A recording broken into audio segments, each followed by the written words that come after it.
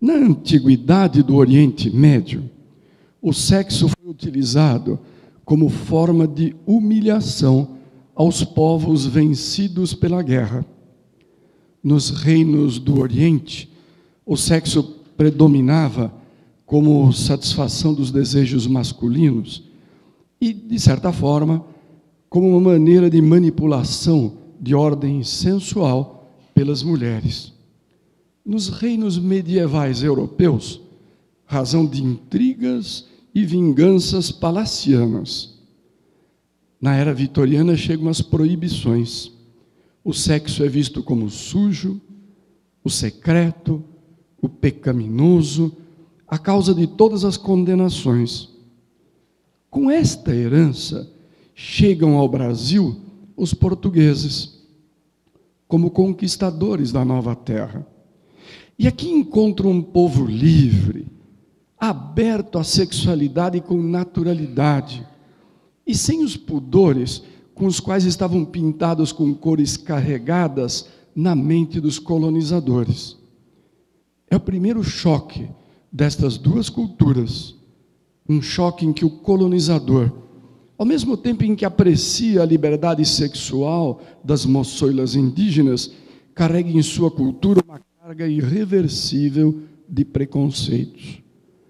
Chegam também os jesuítas, com os freios da cultura religiosa, que penaliza e coloca a atividade sexual na vala das obscenidades. E chegam os negros, muitos grupos que envolvem a fascinação e a sexualidade como formas rituais, inclusive de seitas religiosas. Entre o profano e o sagrado, o místico e o exótico, a opressão e a liberdade, neste cadinho de culturas, se desenvolve uma forma de ver e viver a sexualidade, talvez particular, da nossa terra. Na metade do século XIX, é revelado ao mundo, através da França, a doutrina espírita, trazendo novos esclarecimentos sobre a verdadeira vida e o significado da criação e da nossa existência. Esta doutrina chega ao Brasil no início do século XX. Aqui encontra arraigadas na cultura popular o machismo e a interpretação pecaminosa em toda expressão de sexualidade. Após o decurso do século XX, e iniciando o século XXI, como estamos na compreensão da sexualidade em nosso imaginário? Como levamos adiante o nosso entendimento a respeito do sexo?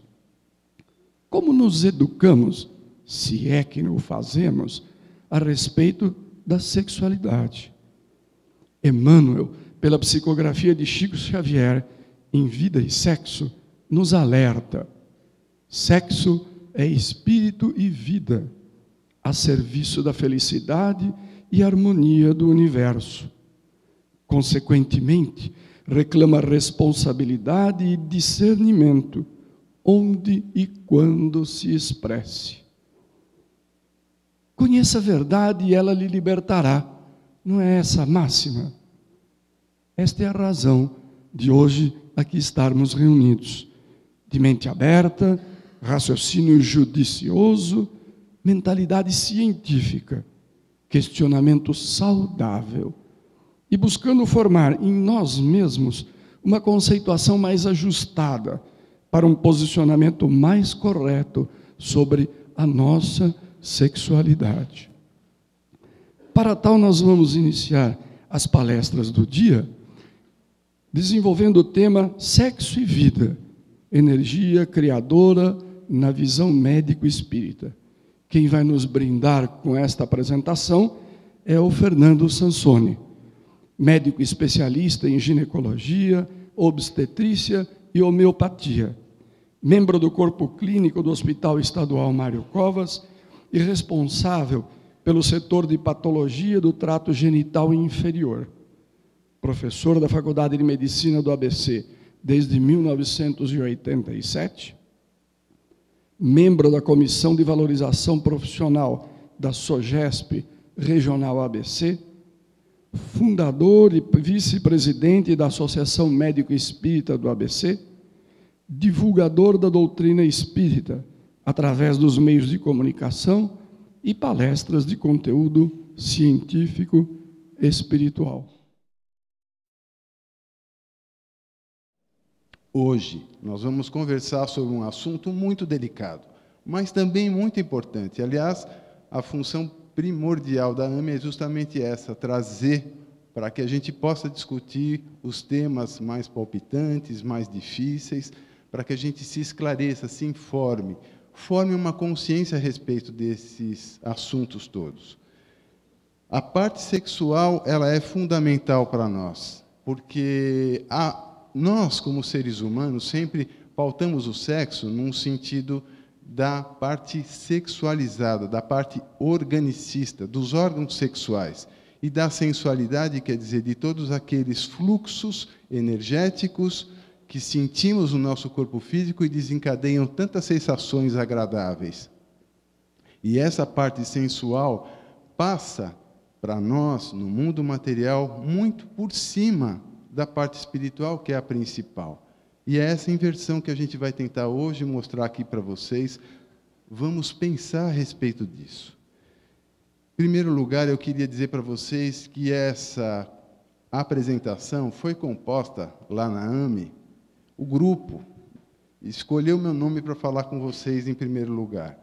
E muitos me ajudaram na composição dos assuntos que eu vou aqui expor, me apresentando livros. Então a Águida e o Danilo me presentearam, a Norma Volpe me trouxe pelo menos uns 30 livros para eu fazer uma coleta de informações e pautar em literatura espírita o que eu vou falar para vocês. Então essas referências estão todas no assunto.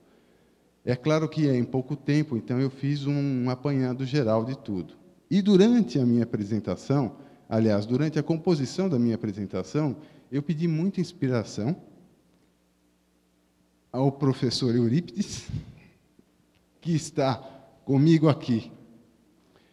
E, com certeza, então, ele e o grupo da AME são corresponsáveis pelo que eu vou falar hoje aqui. Então, vamos lá. Sexo é uma função biológica cuja finalidade primeira é a reprodução e continuidade da espécie na Terra. Se apresenta como um dos mais dominantes instintos primitivos, assim como a alimentação. Espiritualmente, revela-se como um instrumento necessário à evolução através da encarnação. Então, esse é o primeiro ponto. O sexo, do ponto de vista espiritual, do ponto de vista material, reprodução, e a reprodução só irá existir se ela pautar no nosso corpo físico um prazer, quer dizer, um desejo de que essa reprodução aconteça. Do ponto de vista espiritual, ele é necessário, porque para evoluirmos precisamos do vaso físico, para viver as experiências de evolução no planeta, para sermos testados. E se não existe a encarnação, não há possibilidade de evolução, do ponto de vista da experimentação, do ponto de vista da evolução probatória. Porque no mundo espiritual também estamos evoluindo, mas no ponto de vista de mérito. Aqui não, é de prova. Então, o sexo, do ponto de vista espiritual, passa por aí. Ele é a maneira que o plano espiritual tem para fazer com que a gente possa ter as encarnações necessárias para a nossa evolução. Esse é o ponto mais importante do ponto de vista reprodutivo. Lembramos que, no Livro dos Espíritos, tem uma pergunta básica que diz o seguinte, questão 60. O que é o sexo? É a mesma força que une os elementos da matéria nos corpos orgânicos e inorgânicos? Resposta: sim, é a lei de atração e a mesma para todos. Agora a explicação. A energia sexual, como recurso da lei de atração, na perpetualidade do universo, é inerente à própria vida, gerando cargas magnéticas em todos os seres, a face das potencialidades criativas de que se reveste. desde os seres primitivos, situados nos primeiros degraus da emoção e do raciocínio, e ainda em todas as criaturas que se demoram voluntariamente no nível dos brutos. A descarga de semelhante energia se opera inconsideravelmente. Ou seja, a energia básica da parte espiritual, do ponto de vista material, vem com a atração. E ela é expressa em dois elementos básicos mais primitivos. A preservação se dá através da alimentação, porque no mundo animal, onde as regras são a força e a sobrevivência, a alimentação sempre é um motivo de suplantar o ser menos forte. E o sexo é a maneira também de perpetuar a espécie em detrimento das outras espécies. Essa é a lei de preservação no mundo animal. Para estudar e compreender sexo com a doutrina espírita, é necessário deslocarmos nossa visão do campo estritamente fisiológico e projetá-la no campo ilimitado do espírito imortal. Sempre que fazemos esse paralelo, para entender do ponto de vista espiritual a energia sexual, nós temos que esquecer dos órgãos sexuais e entender que a energia sexual é muito mais do que a energia do prazer físico. A energia sexual é aquela que promove em nós toda a energia, toda a força que nós precisamos para fazer tudo que temos responsabilidade. Desde o ponto de vista do planejamento do nosso dia a dia e responder às nossas responsabilidades, até criar coisas que possam realmente pautar a nossa existência. Quer dizer, criar coisas que possam ser nosso legado para aqueles que vêm como os nossos descendentes. Criação, vida e sexo são temas que identificam essencialmente entre si, perdendo-se em suas origens no seio da sabedoria divina.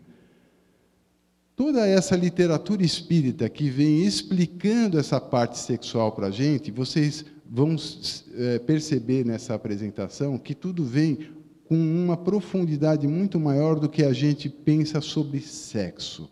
Mesmo para fazer um paralelo do ponto de vista espiritual, é muito difícil para nós entendermos isso de uma forma muito imediata. A gente tem que se despir de preconceitos, se despir de experiências, se despir da parte mais importante, que é a nossa sensação física, para entender o sexo do ponto de vista da energia espiritual. Como foi que no planeta se pautou, desde os primórdios, essa condição da sexualização e da necessidade que existiu a sexualização?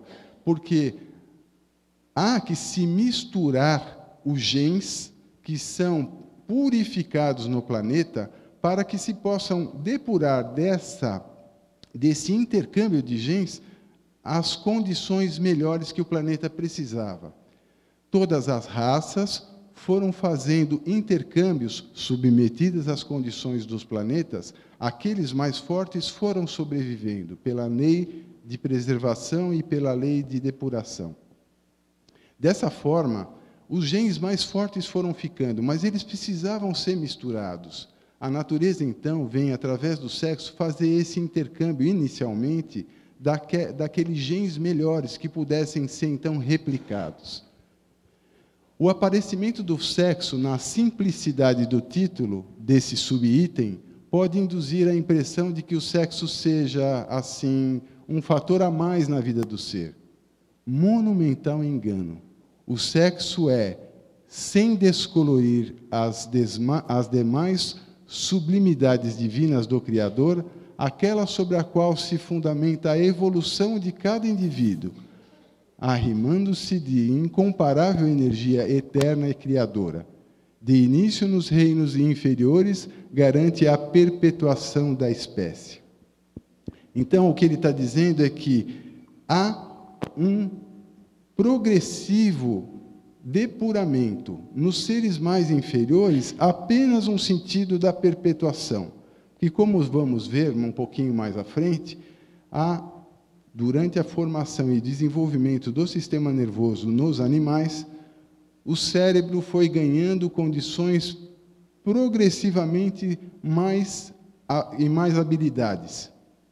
E esse cérebro primitivo tinha só um sentido: alimentação e reprodução. Na análise da organização humana, as energias sexuais transcendem a zona física e fazem parte do psiquismo de profundidade. Assim, além dos órgãos sexuais externos e das ações hormonais na fisiologia sexual, existe um potencial energético originário nas fontes dinâmicas e ocultas da psique, estudadas pela psicologia e pertencentes ao inconsciente, entendidas por nós como zona espiritual. Nós vamos ver hoje que essa psique, desenvolvida no século XIX mais delicadamente por Freud, define, na verdade, essa condição do nosso vínculo material e espiritual. A psique, que ele diz aqui, e Freud reuniu essa possibilidade, só faltou uma coisa para Freud: dizer que existia a vida após vida, dizer que existia a vida espiritual também. Porque todos os outros parâmetros que Freud aplicou e que foram fundamentos da psicologia como ciência, porque até então era uma intenção, era um achismo, era uma interpretação, ela não tinha fundamentação. Depois de Freud isso existiu. Vem aí fazer esse vínculo dessa condição da psique, que nós espíritas entendemos como vínculo espiritual. Psique aqui é o nosso espírito pautado no nosso corpo físico. Como eu disse para vocês, existem então níveis de evolução do ponto de vista do cérebro. O cérebro primitivo é um cérebro chamado de reptiliano.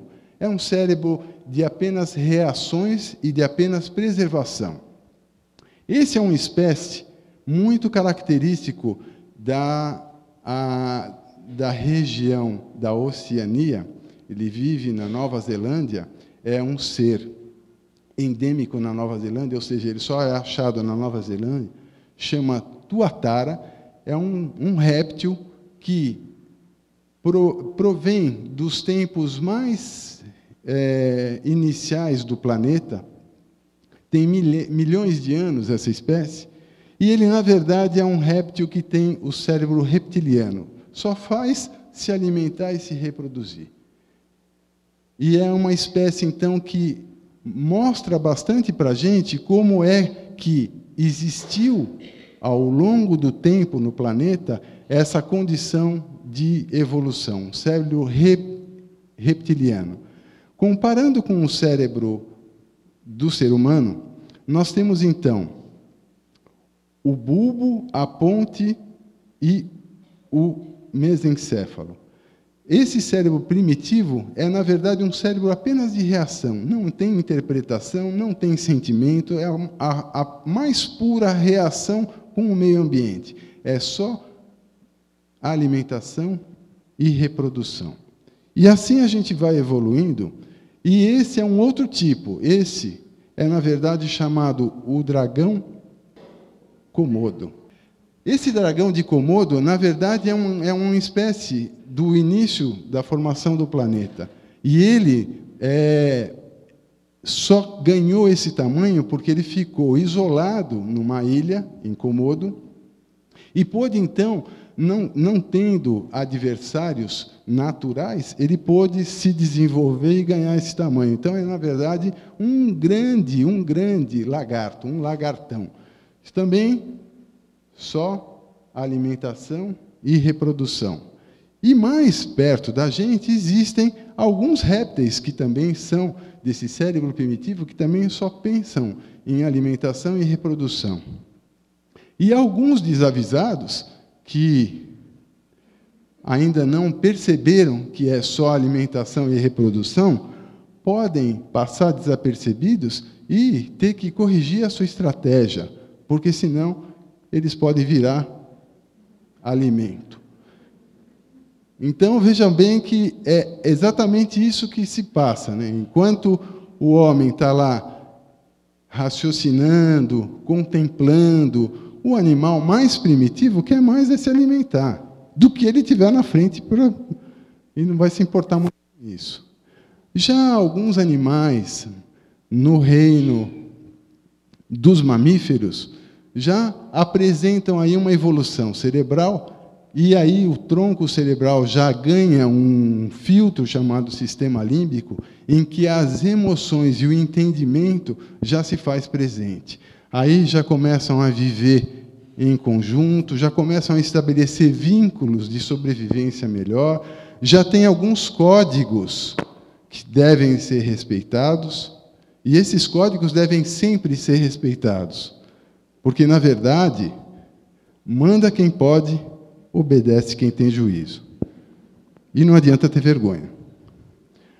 Mas isso é só entre os leões. Não é verdade?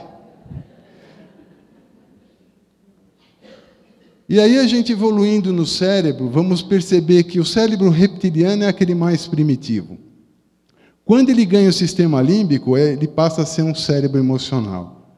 E quando ele ganha um neocórtex, chamado de telencéfalo, que na verdade é o cérebro mais desenvolvido que nós humanos temos, ele ganha inteligência, raciocínio, ele ganha livre-arbítrio para as suas decisões. Ele ganha, aí sim, uma possibilidade de usar a sua energia sexual não só para a reprodução, não só para os sentidos mais primitivos, mas por uma coisa mais desenvolvida, mais refinada, para criar e desenvolver técnicas que possam melhorar a vida, que possam vir pautadas por princípios importantes como moral, como valores que são aqueles cultivados da forma mais importante que a doutrina traz. Então, esse cérebro, ganhando as condições de sensibilidade, tem os 5 sentidos a se desenvolver: a visão, a audição, o paladar, o tato. Todos eles são instrumentos que o ser humano tem para perceber o meio ambiente, para perceber a energia do seu interlocutor, do seu semelhante, e aí pautar todas as suas reações. E essas reações sempre vinculando a mobilizar a sua energia primitiva, que é a energia sexual desencadeada não aí como sexo só, mas com todas as outras funções que o homem consegue desenvolver. Para nós espíritas, existe um vínculo muito importante de toda essa energia com o plano espiritual através de uma glândula minúscula no nosso cérebro, que é a glândula pineal. Em Missionários da Luz, André Luiz, através de Chico Xavier, já nos ensina muito que essa é a glândula do vínculo espiritual. Essa é a glândula da vinculação do mundo material com o mundo espiritual, onde aquele psique, que é o nosso espírito, acessa as zonas mais importantes do plano espiritual e pode, assim, se considerar dentro das suas decisões. Alô? Hoje, alô? Estão me ouvindo? Alô? E hoje nós temos já um estudo em órgão indexado, quer dizer, numa literatura que já não é mais a literatura só espírita. Até aqui, André Luiz nos trazia todas as informações do mundo espiritual, e nós, espíritas, sabemos que a mediunidade ela é séria e traz todas essas informações e acreditamos nela. Mas o mundo científico precisa ter uma pauta mais ortodoxa para definir essas condições. Então, as informações do plano espiritual vindas através de André Luiz não são, até ontem, entendidas e aceitas pela ciência, até que se estabelece um trabalho que foi aceito e publicado em revista específica da linguagem médica, que trouxe, então, um estudo retrospectivo de todas as informações de André Luiz, fazendo um paralelo com a ciência moderna. E, a partir desse trabalho, muda esse paradigma médico-espiritual, porque agora passam a ser aceitos todos os conteúdos que a gente aqui está pautando hoje para vocês dentro da ciência médica.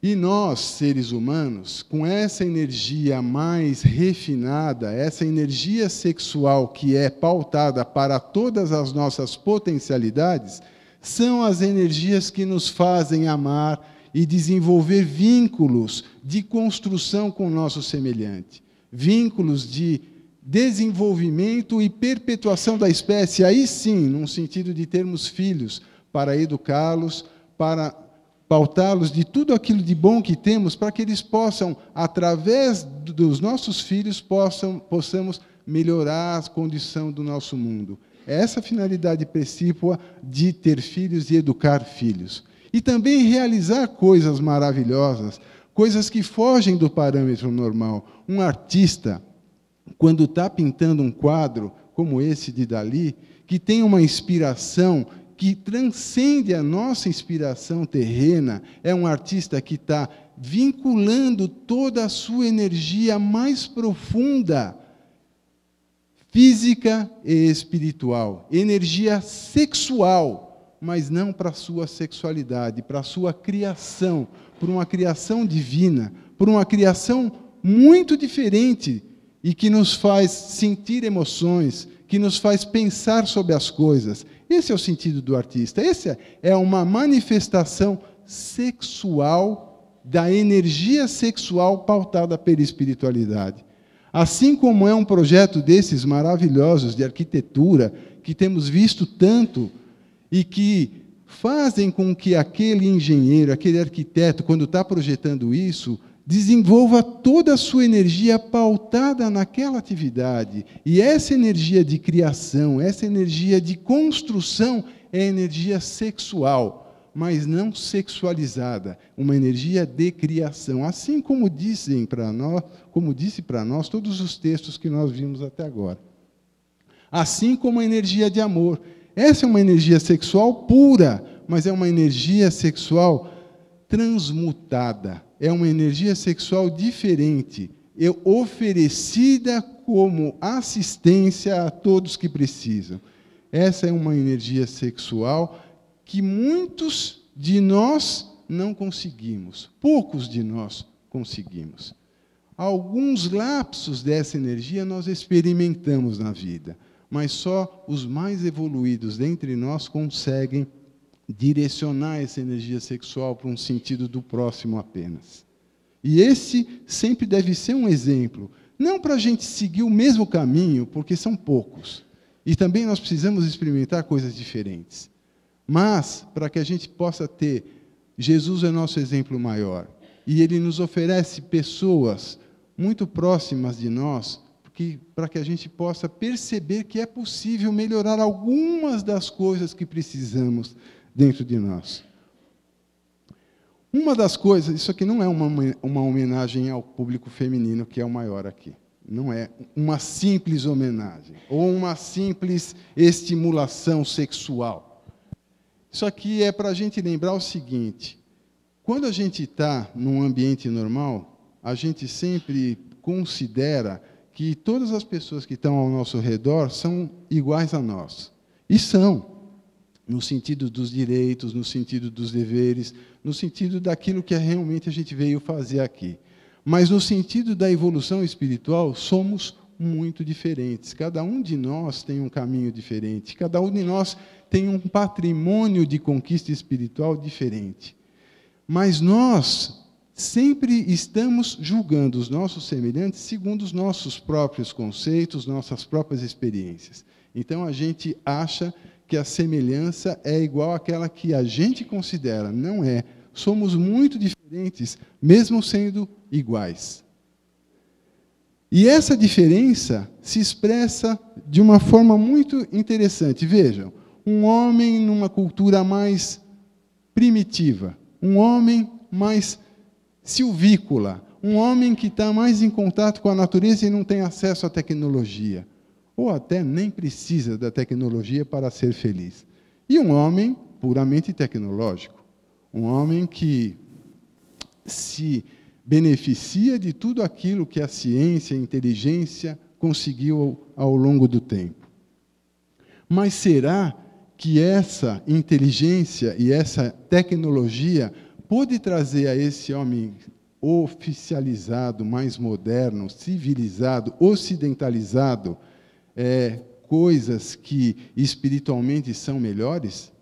Vejam só como se comportam esses silvícolas e que condição de harmonia com a natureza eles têm, que expressão de realidade e de felicidade, e que condição de acolhimento e de amor, que energia sexual dirigida com todo respeito, porque isso é muito importante dentro da nossa energia sexual, o respeito com o nosso próximo, o respeito a nós mesmos. Esse é o principal. E, na verdade, no mundo ocidentalizado, nem sempre isso acontece.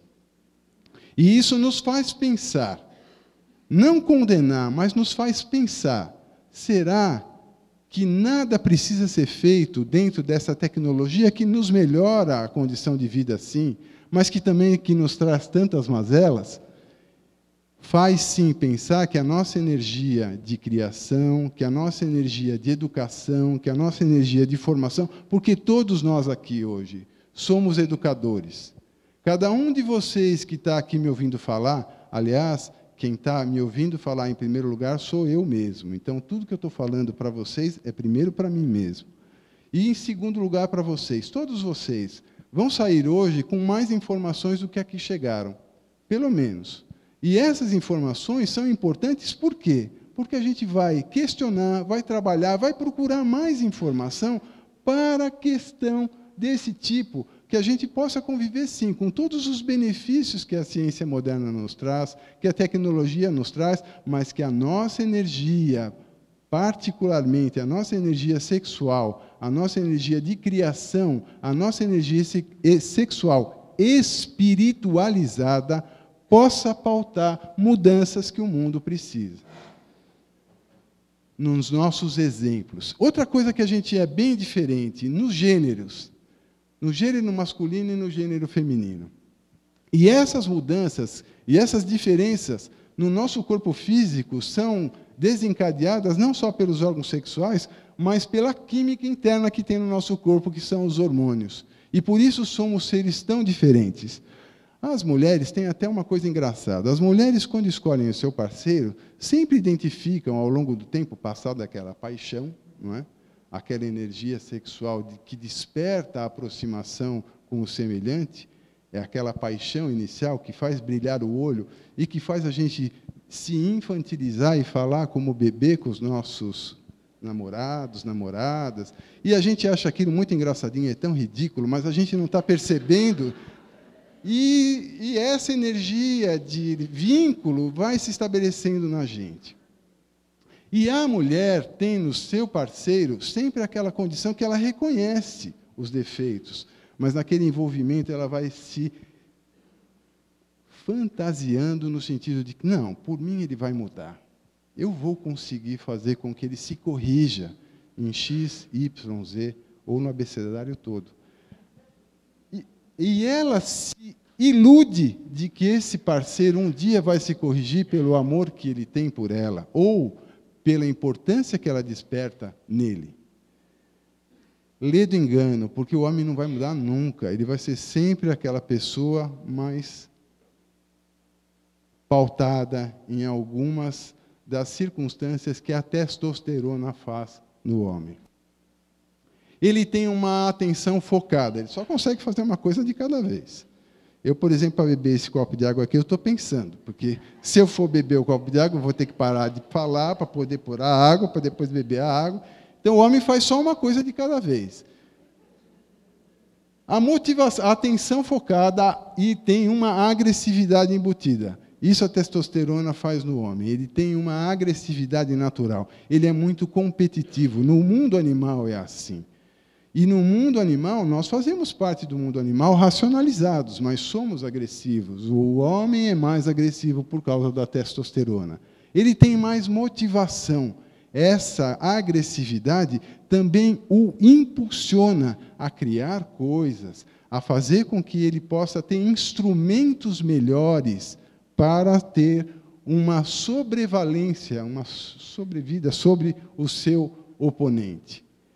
Um raciocínio lógico. O homem ele é muito simplista.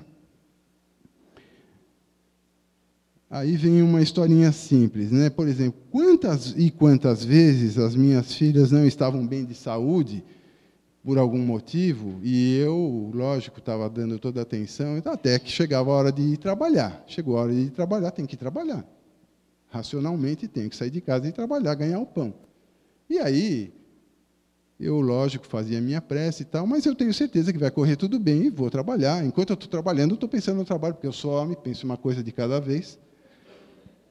Mas as mulheres são diferentes. A minha esposa, da mesma forma, também tinha todas as funções e também trabalha. Mas ela trabalha, ela está pensando, ela está telefonando, ela está questionando, ela está o tempo todo ligada a ponto de perceber, inclusive intuitivamente, um chamamento. Mamãe, não estou bem. E ela, por nada, volta para casa e percebe que precisava de um socorro imediato. Essas são diferenças tão gritantes que existem entre os dois sexos. Esse raciocínio lógico faz com que o homem se desapegue das coisas até mais importantes e faça um raciocínio lógico. A mulher é tão diferente. Ação resolutiva rápida. Pão, pão, queijo, queijo, a gente decide, não tem uma coisa de ficar emocionalmente envolvido para a decisão. Precisa fazer? Vamos fazer, acabou. A mulher fica pautando, mas será? Será que é melhor? Será que eu devo? Será que eu não devo? O que vão achar? O que vão, né? E aí fica toda essa diferença. Aumento da autoestima, o homem.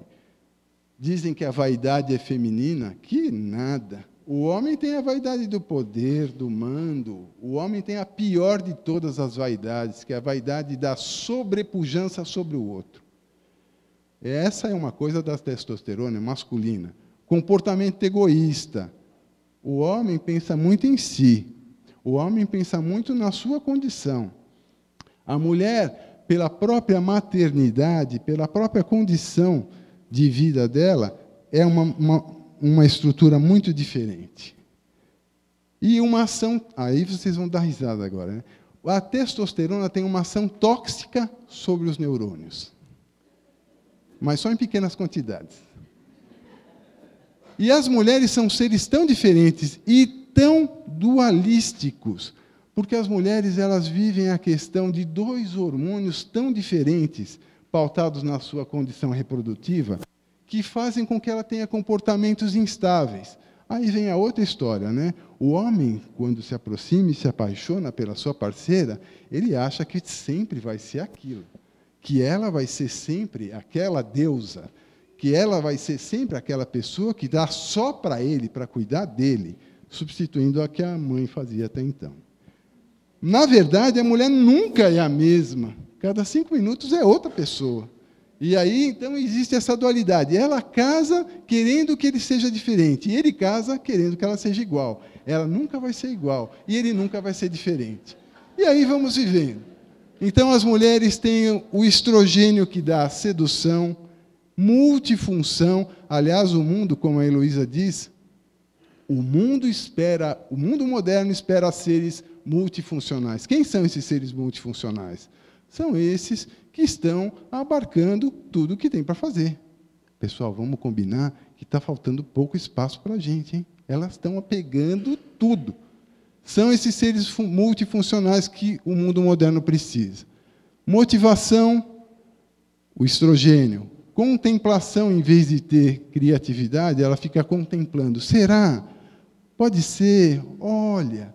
E aí não decide. Raciocínio emocional, reação mais lenta. Ela tem dificuldade de tomar as decisões. Libido aumentado, estrogênio. altruísmo e ação protetora do neurônio, o estrogênio. Veja só, vocês estão privilegiadas pelo estrogênio. O grande problema nas mulheres é que elas têm a progesterona. E elas vivem essa dualidade. A progesterona tem agressividade, tem uma distonia na ação do seu comportamento, uma adinamia, ela fica mais parada, sem energia, no período da menstruação, principalmente. Irritabilidade, são as chocólatras. Depressão, chocólatras. Paralisia, chocólatras. Baixa estima, chocólatras, chocólatras, chocólatras. Redução da libido, introspecção e ação tóxica do neurônio. Então, vocês vejam que essa dualidade que a mulher tem é uma coisa muito interessante. Tão interessante que me fez estudar ginecologia. Eu acho esse ser espetacular. A mulher sempre ensina um monte de coisas para a gente. E ela está ensinando e nos desafiando. Ensinando e nos desafiando. Porque quando a gente acha que aprendeu, vem um outro ensinamento que diz que aquele que é anterior era mentira. É muito interessante. E também isso aqui, a resposta sexual humana. Masculina, liga e desliga. E a mulher, na sua resposta sexual, é como um painel de um avião. Tem um monte de botãozinho, um monte de instrumentos que realmente depende de você pautar o entendimento muito bem deles todos. E diz uma colega minha, Carmita Ábido, que, na verdade, o ponto G, que todos nós procuramos e falamos sobre ele, o ponto G feminino é, na verdade, o ouvido. Porque depende do que você fala, como você fala, e a hora que você fala, para que a resposta seja boa ou não. E que desencadeie a reação, que esse painel vai acender ou não. Então, o ponto G é aqui, segundo a Carmita Ábido. O amor resume a doutrina de Jesus, visto que esse é o sentimento maior por excelência. E os sentimentos são os instintos elevados à altura do progresso conquistado. Em sua origem, o homem só tem instintos. Quanto mais avançado e corrompido, só tem sensações. Quando instruído e depurado, tem sentimentos. O ponto mais delicado do sentimento é o amor, pois reúne e condensa em seu ardente foco todas as aspirações e todas as revelações sobre-humanas.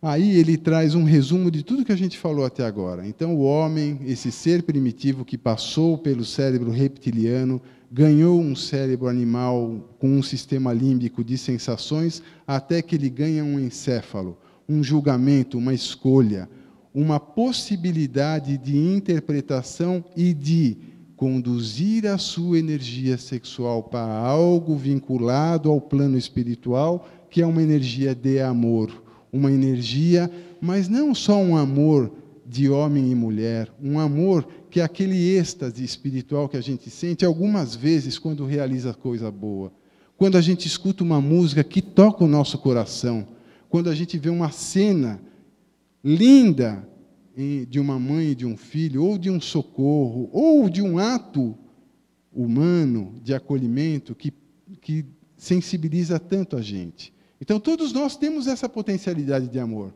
O que a gente precisa é saber dirigir a nossa condição sexual para esse amor mais puro. É isso que a gente deve conseguir, ou pelo menos buscar. Aqui uma homenagem especial para vocês, mulheres. Eu sempre pensei que eu deveria fazer um esforço muito maior que o da minha mulher para evoluir. Por quê? A mulher, vamos combinar que a vida da mulher é muito mais difícil. Elas têm muito mais responsabilidade, compromisso, muito mais cobrança, muito mais sofrimento pela autocobrança. Vocês já viram como as mulheres se cobram?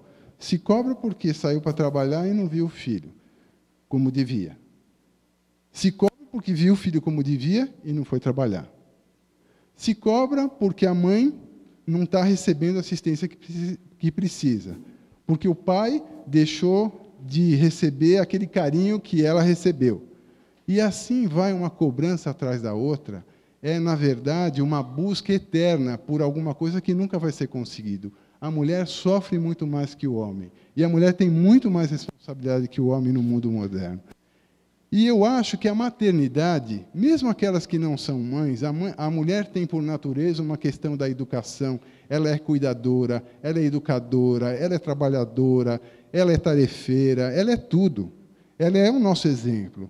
Ela precisa estar bem. Vocês já viram assim, olha, nós homens podemos adoecer, as mulheres não podem, porque se elas adoecerem, vira um caos. A casa vira um caos. Então, o que acontece? A mulher, ela tem essa coisa da maternidade e ela tem essa convocação para isso tudo que a gente está vendo, que é esse amor incondicional.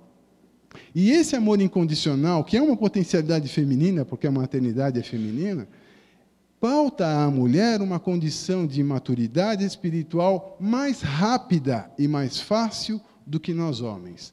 Nós homens precisamos condicionar esse sentimento, nós precisamos desenvolver esse sentimento dentro de nós, porque a testosterona nos faz nos afastar desse sentimento. As mulheres não, elas vivenciam isso com muito mais intensidade e com muito mais conflito, mas crescer dói, amadurecer dói. Então a mulher sofre muito mais. E o meu entendimento é que a mulher tem realmente a chance de um desenvolvimento espiritual pautada nessa energia de criação.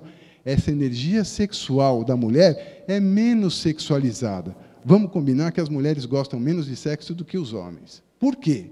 Porque elas têm, do ponto de vista espiritual, isso entendido do ponto de vista espiritual. Estou saindo da parte material que a gente já viu. Do ponto de vista espiritual, as mulheres elas transcendem essa energia para outras coisas que elas estão fazendo. A mulher, quando ganha a maternidade, ela põe a parte sexual em segundo plano. O casamento ganha uma outra dimensão e o marido precisa se adaptar, porque ele está esperando ela voltar. Ela continua sendo mãe e ele quer que ela seja parceira. E vai nesse conflito o tempo todo. Então, a mulher experimenta muito essa condição de amadurecimento. E eu queria ler para vocês um textinho que eu fiz em homenagem ao Dia da Mulher, que realmente, para vocês mulheres hoje, vocês merecem, por tudo isso que vocês passam, essa homenagem especial. Parabéns a você, mulher, que ama, educa, ensina, cuida, chora. Parabéns a você, mulher, que embeleza e encanta a vida, o mundo. Parabéns a você, mulher, onde a vida se inicia e a esperança se renova. Parabéns a você, mulher, mãe, filha, esposa, companheira, confidente, tarefeira. Parabéns. Espiritualmente, vocês merecem também isso, porque, na verdade, quantas vezes um sofrimento tão grande é pautado pelo amor de uma mãe? Quantas vezes a angústia de uma perda e a necessidade de preencher aquela falta tão grande que uma mãe tem, esse sentimento é só da mãe. Então, é uma coisa maravilhosa e que traz toda essa energia sexual dirigida a alguém sem pedir nada em troca. Essa é a expressão, no meu modo de ver, mais pura de tudo que a gente está vendo. O amor incondicional. Energia sexual dirigida só ao amor, sem nenhuma condição física em troca. Dos desdobramentos históricos do sexo, o Nivaldo já pôde aqui adiantar um pouquinho do que eu ia falar, quando ele fez esse breve relato da condição histórica da humanidade. O sexo, a princípio, considerado instrumento de gozo puro e simples, através do qual ocorria a fecundação sem maiores cuidados e sem maior responsabilidade. Passou nas civilizações do pretérito a campo de paixões exorbitantes que, de certo modo, foram responsáveis pela queda de grandes impérios, culminando na degradação das sociedades que chafurdaram, então, em fundos fossos de sofrimento e anarquia. Ou seja, toda essa energia sexual levada ao seu primitivismo mais puro leva a um desequilíbrio muito grande. Que foi o que aconteceu.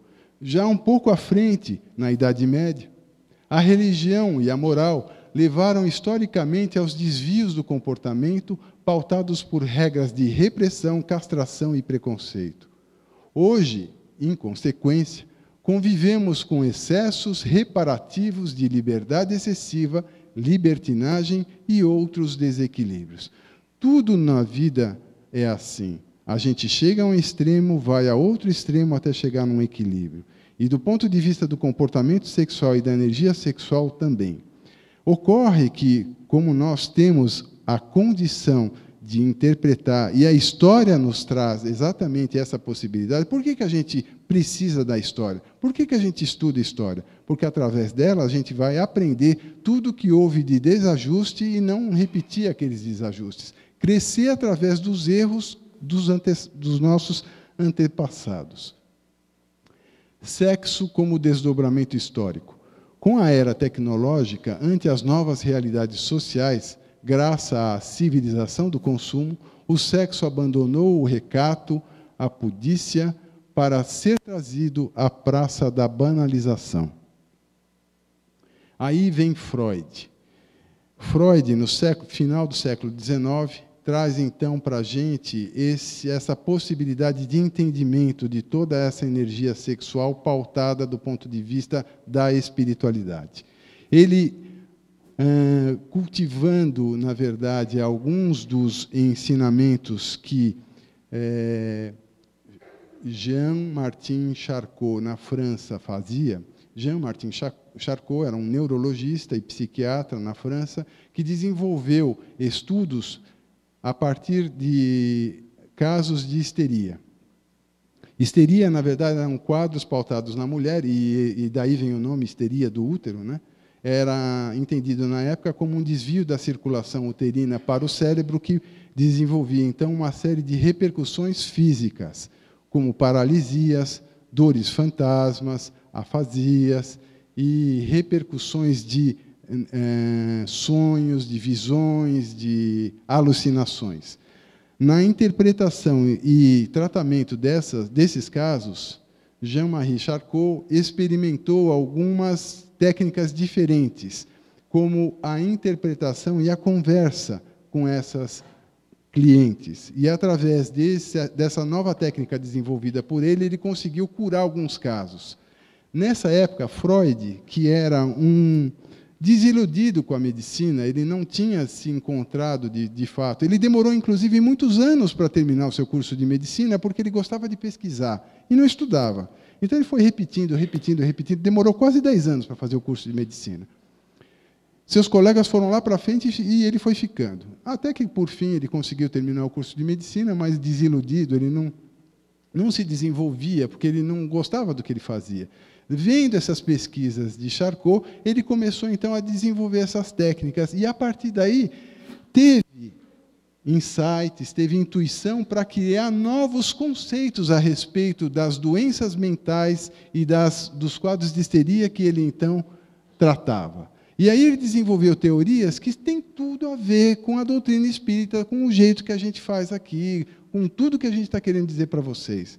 Ele pautava isso com um conflito entre o nascimento e a libido, quer dizer, o filho desenvolve, a partir de quem lhe dá a luz, da sua mãe, um vínculo muito grande com ela, e esse vínculo faz com que ele ame profundamente essa mãe e queira essa mãe só para ele. Só que isso não é possível, porque essa mãe lhe deu a vida e não está disponível para ele como parceira. E esse conflito traz um sofrimento muito grande, até que ele possa entender que precisa desviar essa energia de vínculo para fazer o seu próprio caminho. E o Thanatos, que é, na verdade, inconscientemente, lá no íntimo, todos nós sabemos que vamos desencarnar. Nós brigamos e vivemos como seres imortais, mas não somos.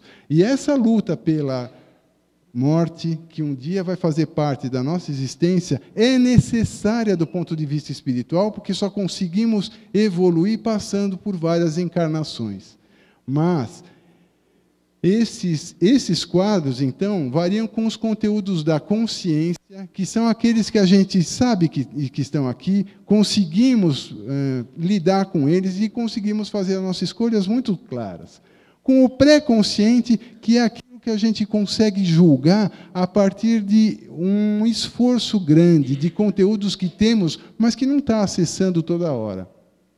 E do inconsciente. O inconsciente, do ponto de vista espiritual, é esse nosso vínculo com o nosso espírito, que traz histórias de encarnações anteriores, que traz vínculos, muitas vezes pervertidos, de atitudes sexuais, pautadas pelo desvio e pelo desequilíbrio, pelos excessos, e que esse corpo físico hoje vem com essa energia sexual muito desequilibrada não só do ponto de vista do comportamento sexual, mas de muitas coisas que trazemos conosco e que vão pautar parte da possibilidade que temos de desenvolver.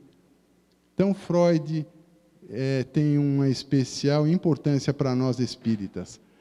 Ele também explica, através da sua doutrina, da sua teoria, que a alimentação é a força de sobrevivência mais primitiva.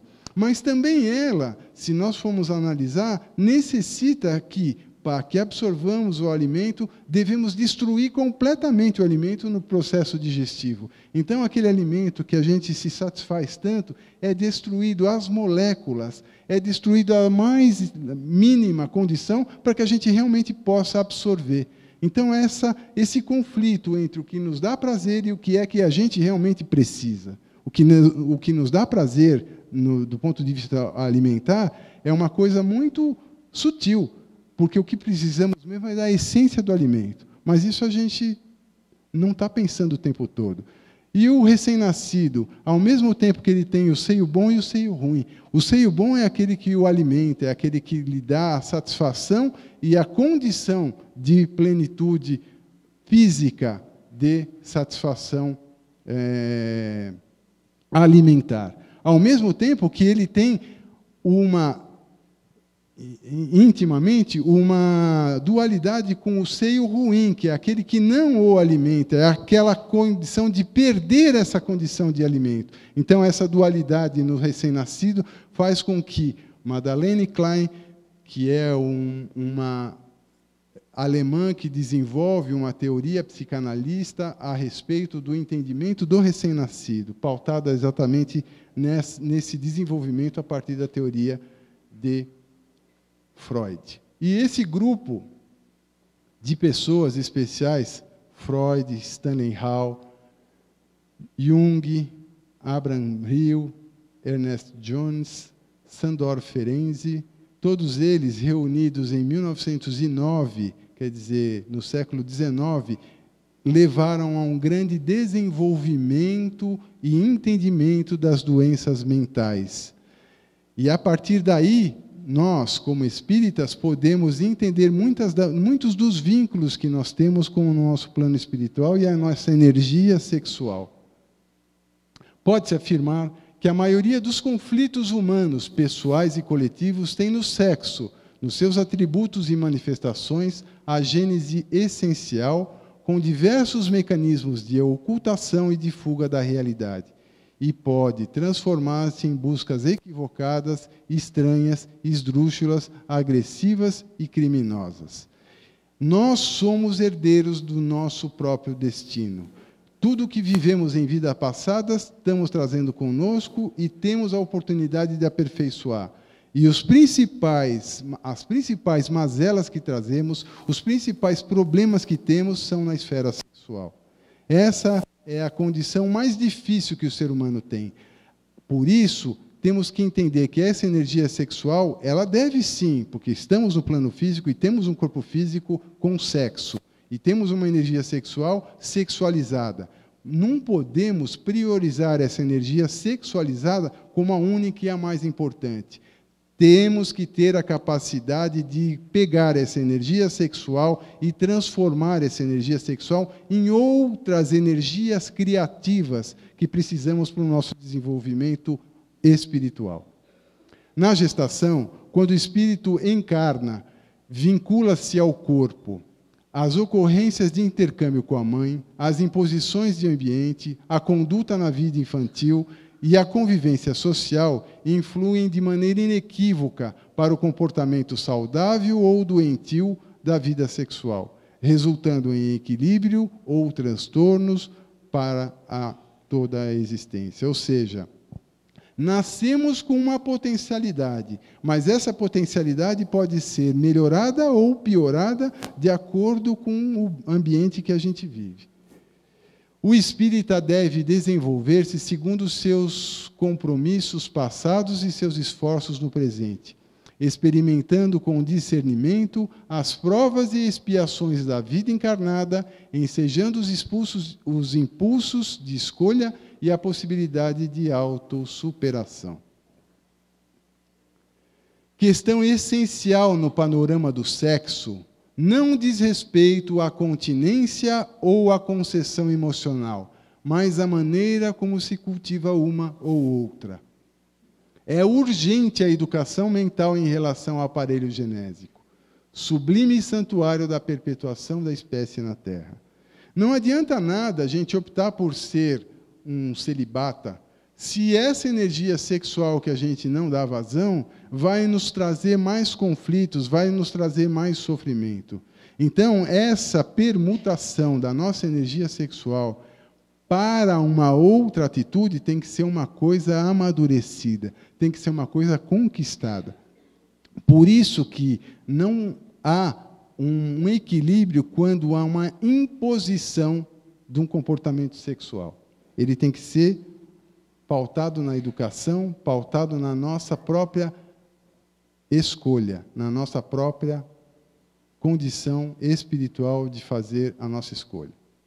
A doutrina espírita, fundamentada na ética do amor, propõe um comportamento sexual com higiene moral e respeito a si mesmo e ao parceiro, a proporcionar bem-estar e saúde, desenvolvendo os valores do intelecto e do espírito, de modo a conquistar uma evolução com o sexo e não exclusivamente para ele e sem ele.